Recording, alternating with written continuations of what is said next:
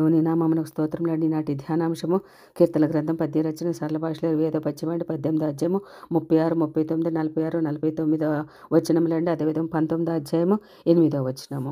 నా పాదములకు చోటు విశాలపరచితివి, యుద్ధమునకు నీవు నన్ను బలము ధరింపచేసితివి.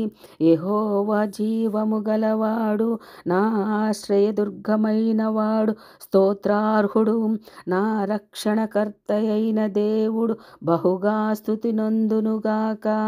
నీ నామ కీర్తన గానము చేసెదను.